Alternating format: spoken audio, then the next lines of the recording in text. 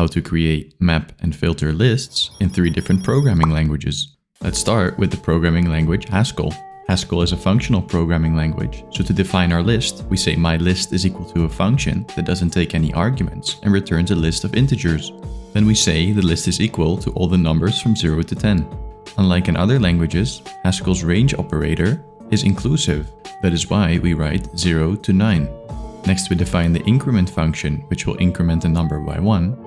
And we define the isMultiple_of_3 function, which takes in a number and determines whether the number is a multiple of 3. Let's load these functions into the Haskell interpreter and run the map and filter operators. We run the myList function in order to get our unmodified list.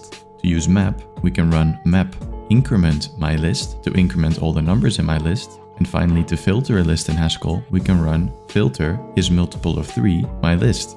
Now let's take a look at how we can do this in Java. In Java, we have to initialize an empty list and run a for loop from 0 to 10 and add each individual number to the list.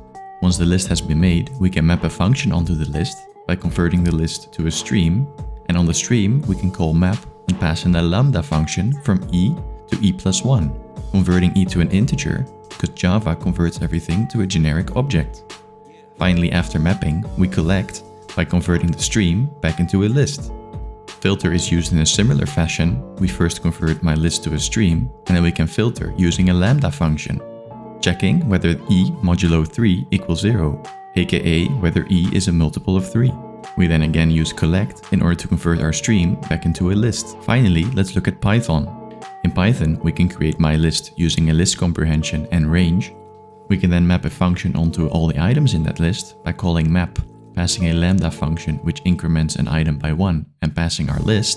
And finally, we can filter all multiples of 3 by calling the filter function, passing a lambda function that makes sure that the number is divisible by 3, and then passing myList again. I hope you learned something new in this video. If you did, please leave a like. And if you want to see more content like this, consider subscribing. Peace.